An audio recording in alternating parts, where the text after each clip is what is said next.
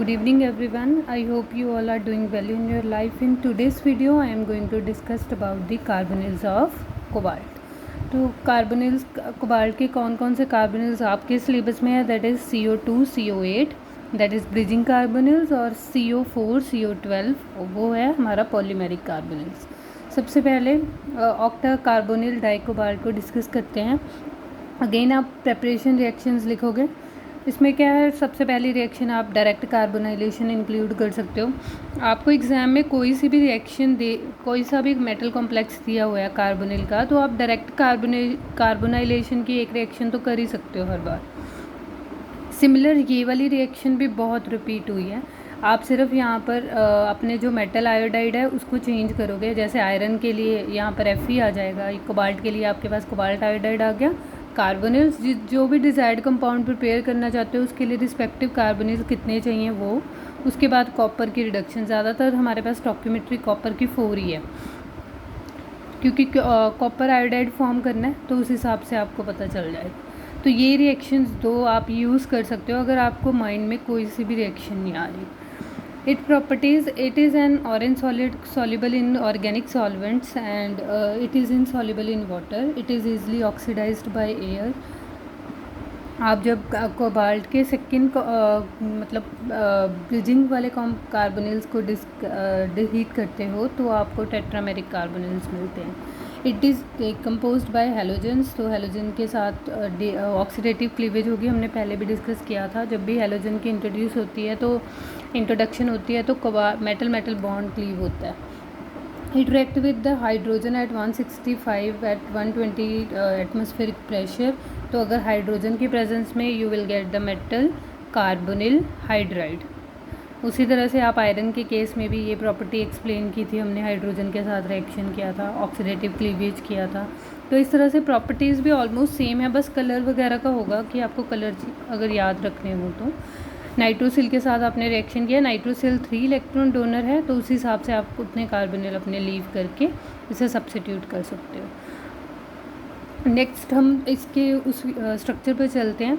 यहाँ पर हमारे पास जो कोबाल्ट का स्ट्रक्चर है वो 2 पॉलीमेरिक फॉर्म में एग्जिस्ट करता है। जहाँ एक पॉलीमेरिक फॉर्म है कि हमारे पास जो कोबाल्ट के बीच में कार्बोनिल्स की ब्रिजिंग है, और दूसरी है कि कार्बोनिल्स हमारे पास जो कोबाल्ट के रिलेटेड कार्बोनिल्स हैं they all are in terminal position. तो सबसे पहले बुक में जो आपको डिस्क्राइब की गई स्ट्रक्चर है वो आपके पास जब आप ब्रिजिंग की अप्रोच रखते हो।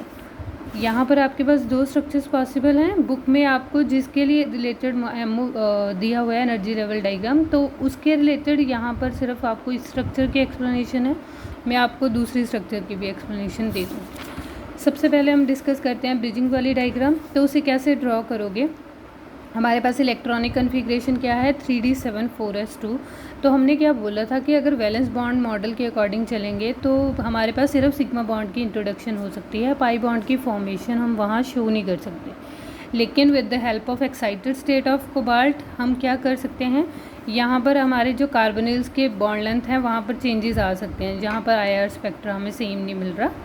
तो यहाँ पर ब्रिजिंग के लिए भी सेम आप इन इलेक्ट्रॉन्स, यहाँ पर हमारे पास क्या सिचुएशन हुई है कि हमारा जो एक इलेक्ट्रॉन 4s ऑर्बिटल का था, सिर्फ हमने वो एक इलेक्ट्रॉन पेयर अप किया। क्लियर। तो ये यहाँ पे मैं स्टार डाल रही हूँ। ये एक्सेप्शन हमने पिछली डायग्राम्स में नहीं देखी कि वहाँ पर हमने क्या था, s का इलेक्ट्रॉन p में एक्साइट किया है, लेकिन कोबाल्ट के केस में हमने s का एक इलेक्ट्रॉन यहाँ पे पेयर अप किया है। उसके बाद आपके जो बाकी के रिमेनिंग सिंगल इलेक्ट्रॉन एटम्स हैं, यहाँ वहाँ पर 3 स्पेसेस खाली रह गई। हमारे पास जो हाइब्रिडाइजेशन बननी है वो कौन सी बननी है, D2sp3। तो यहाँ पर आपने हाइब्रिडाइजेशन लॉक कर दी, तो 3 कार्बोनिल्स एक साइड हो गए, 3 कार्बोनिल्स इस कोबाल्ट के पास हो गए। तो ये तो ख़त्म हो गया। अब इसके बाद आपकी ब्रिजिंग स्टार्ट होगी। एक आपने कोबाल्ट बॉन्ड बना दिया, वो आप यहाँ पे भी बना सकते हो, ऐसा कोई हार्ड एंड फास्ट नहीं है, क्योंकि एक बार जब आप हाइब्रिडाइजेशन कर देते हो तो आप अपने जो लिगेंड्स है वो कहीं पे भी प्लेस कर सकते हो। ठीक। तो यहाँ पर तो अभी दोनों इलेक्ट्रॉन्स कार्बोनिल ने ही डोनेट करने थे, दैट्स वाई ये तो एम्प्टी ऑर्बिटल्स कार्बोनिल के लिए ही फिक्स हैं। लेकिन यहाँ पर जो सिंगल इलेक्ट्रॉन स्पीशीज़ है, ये 3 सिंगल इलेक्ट्रॉन स्पीशीज़ आपको दिख रही हैं, तो आप अपना बॉन्ड यहाँ पर भी शिफ्ट कर सकते हो। 2 ब्रिजिंग में कार्बोनिल्स हैं, 2 ब्रिजिंग में कार्बोनिल्स को आप शो कर दोगे। तो इस हिसाब से आपके पास जो हमारा स्ट्रक्चर है वो क्या है, ये वाला था। यहाँ पर हमने क्या ऑब्ज़र्व किया, 3 कार्बोनिल्स टर्मिनल पे हैं, तो 3 कार्बोनिल्स देखो यहाँ पे टर्मिनल पे हैं, दोनों के पास अपने अपने ये तीनों कार्बोनिल्स ये हो गए। 2 ब्रिजिंग में हैं, 2 ब्रिजिंग में ये कार्बोनिल्स, 2 ब्रिजिंग में, और एक कोबाल्ट कोबाल्ट बॉन्ड। तो इस बार आप उसे डॉटेड नहीं शो करोगे, फ्रैक्शनल बॉन्ड शो नहीं करोगे, सॉलिड बॉन्ड शो करोगे, क्योंकि वो हाइब्रिडाइजेशन का पार्ट है। तो सेकंड जो मेरे पास डायग्राम है वो है जब आपके पास ये स्ट्रक्चर का डिस्क्रिप्शन दे रहा है कि आपके चारों के चारों जो कोई भी कार्बोनिल आपका ब्रिजिंग में ना हो, तब आप स्ट्रक्चर कैसे एक्सप्लेन करोगे। 3d7 4s2 जितनी पेयरिंग हो सकती है आप उतनी पेयरिंग कर दो। हमने सारे इलेक्ट्रॉन्स पेयर अप कर दिए।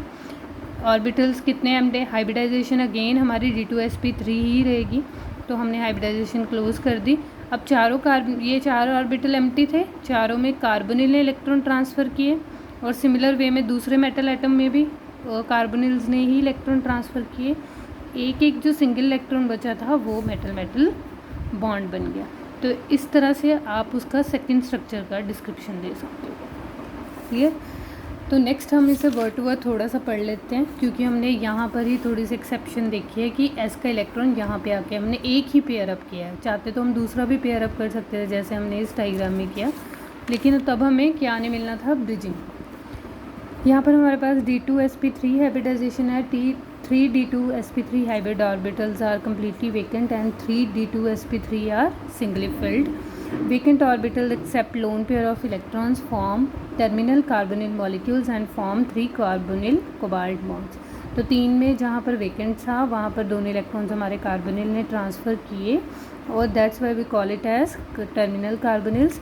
6 each bonds are in the cobalt two CO8। तो हमें देखो कितने बॉन्ड्स दिख रहे हैं, 1 2 3 4 5 6। ईच मेटल आइटम के अराउंड आपको 6 बॉन्ड्स दिख रहे हैं।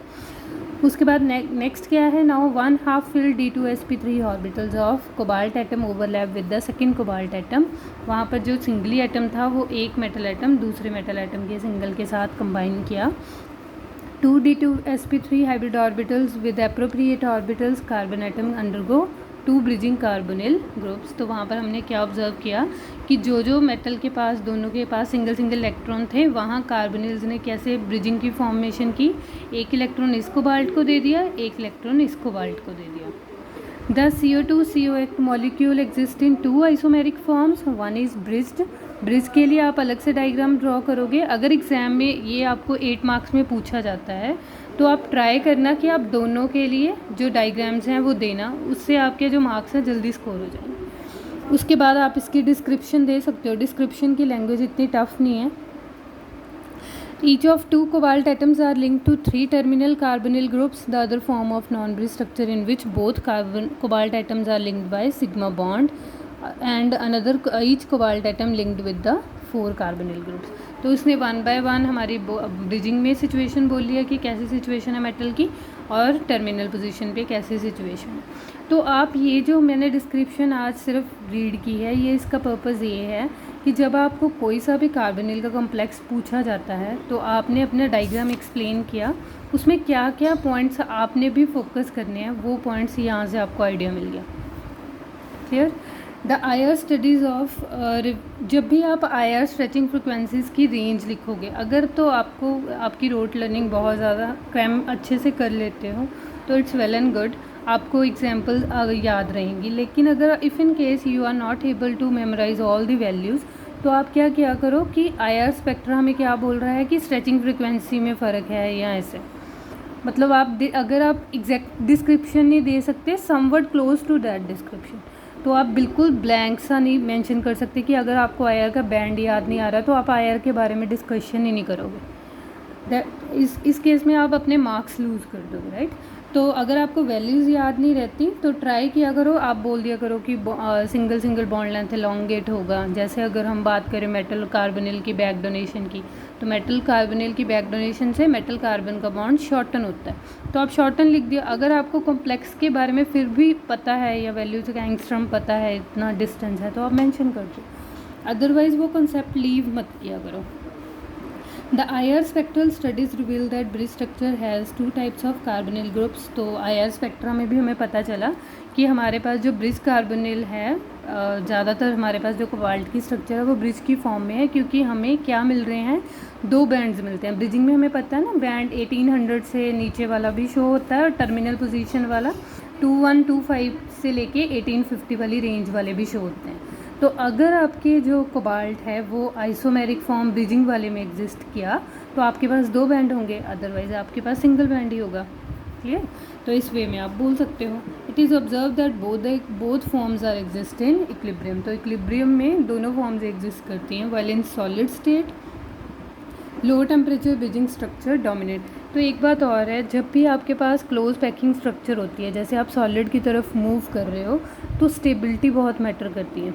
ऐसी स्ट्रक्चर्स प्रेफर होंगी जहाँ पर हमारी फोर्स ऑफ अट्रैक्शन इंक्रीज़ कर रही है एक दूसरे के साथ। तो इसी वे में यहाँ पर इस स्ट्रक्चर और इस स्ट्रक्चर में क्या फ़र्क है, यहाँ सिर्फ कोबाल्ट दूसरे कोबाल्ट के साथ एक सिग्मा बॉन्ड से अटैच है, लेकिन यहाँ पर आपके पास क्या सिचुएशन है, सिग्मा बॉन्ड है, साथ साथ में हमारे पास कार्बोनिल्स की ब्रिजिंग भी है जो इन 2 एटम्स को और क्लोज लाए हुए हैं।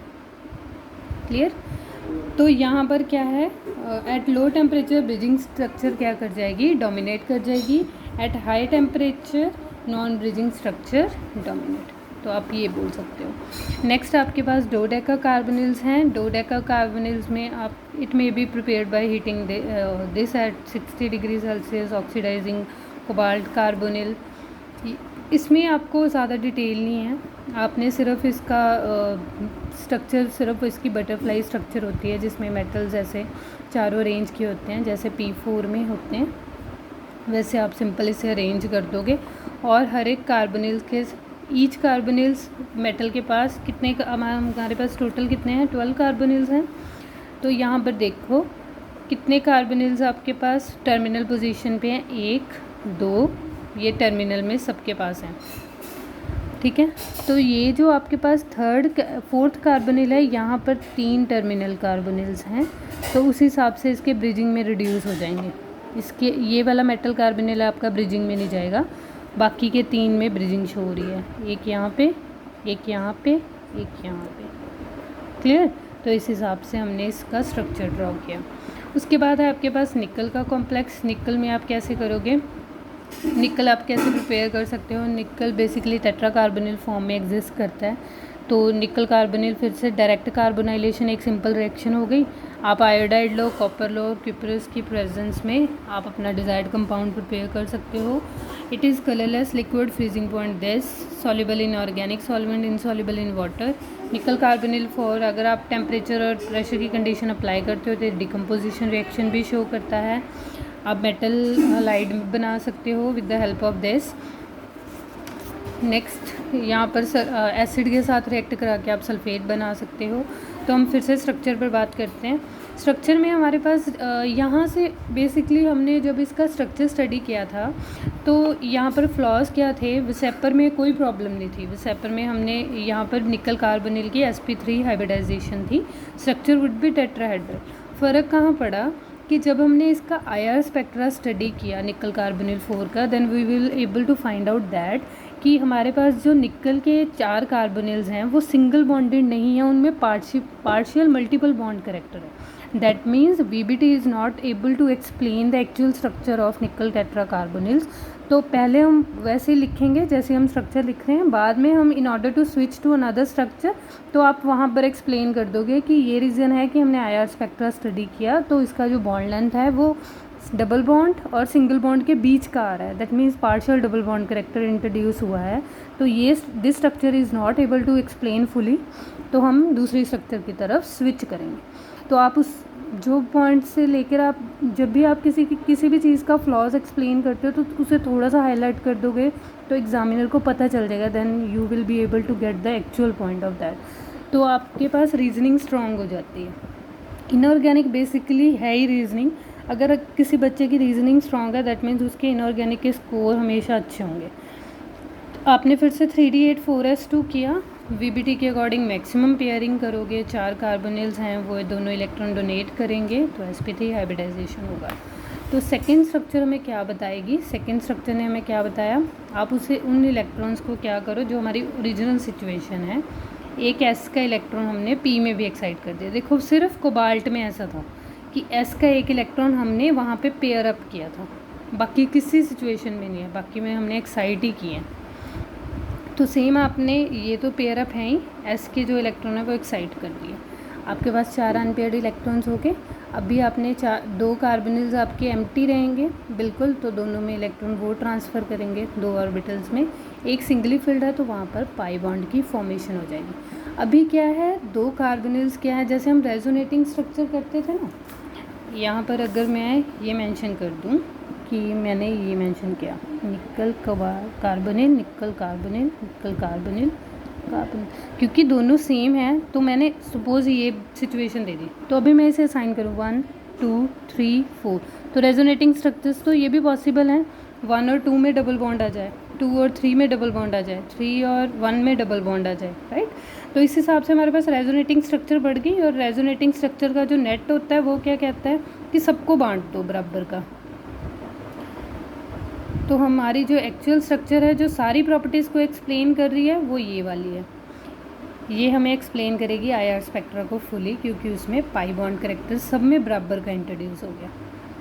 ठीक है, यहाँ तो हमारे पास ऐसा होना चाहिए था कि 2 कार्बोनिल्स हमें अलग मिलते, बॉन्ड लेंथ के मिलते, 2 कार्बोनिल्स हमें अलग बॉन्ड लेंथ के मिलते, लेकिन IR स्पेक्ट्रा ने बोला कि जो हमारे जो कार्बोनिल्स हैं वो चारों सेम बॉन्ड लेंथ के हैं, लेकिन वो सिंगल के नहीं हैं, ना ही वो कंप्लीट डबल के हैं। इसका मतलब पार्शियल डबल बॉन्ड चल रहा है। तो ये स्ट्रक्चर हमारे निकल कार्बोनिल 4 का एक्चुअल स्ट्रक्चर है। तो इसी वे में आप यहाँ पर सिग्मा और पाई किया, आप इसमें नेट एक्सप्लेन कर सकते हो कि ये वाला स्ट्रक्चर है, तो उस हिसाब से आपकी सारी एक्सप्लेनेशन सही हो जाएगी। That's all about this topic. Thank you so much.